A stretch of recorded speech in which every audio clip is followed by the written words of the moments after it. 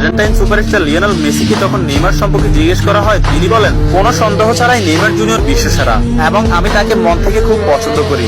এবং Argentine midfielder Rodrigo D পল বলেছেন, যারা নেইমার জুনিয়রকে ভালোবাসে না তারা ফুটবলই বোঝে না। ফ্রান্সের বিশ্বকাপ জয়ী কিলিয়ান এমবাপ্পে বলেছেন, নেইমার শুধু ফুটবলের রাজা নয়, মহারাজাও বটে। আর্জেন্টাইন গোলকিপার এমিলিয়ানো মার্টিনেজ বলেছেন, আমি নেইমার জুনিয়রের অনেক বড় ভক্ত।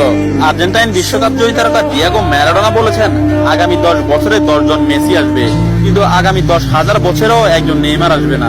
পোল্যান্ড ও বার্সেলোনা স্ট্রাইকার রবার্ট লেভানডস্কি বলেছেন, নেইমারের মতো ফুটবলার জন্ম নিতে হলে আপনাকে 100 বছর অপেক্ষা করতে হবে। তাছাড়া ইংল্যান্ডের প্রিন্স ডেভিড বেকহাম বলেছেন, আজ পর্যন্ত এমন কোন ফুটবলার আমি দেখিনি যার ভেতর নেইমারের মতো ফুটবল আইকিউ আছে, এবং ফুটবলের ক্ষেত্রে কেউই নেইমারের লেভেলের নয়, সে দুর্দান্ত। এবং আর্জেন্টাইন বিশ্বকাপ জয়ী তারকা অ্যানহেল ডি মারিয়া বলেছেন, নেইমারের সাথে যে কোনো প্লেয়ারের তুলনা করা অপরাধ। ফ্রান্সের বিশ্বকাপ জয়ী তারকা কারিম বেনজেমা বলেছেন, যারা নেইমার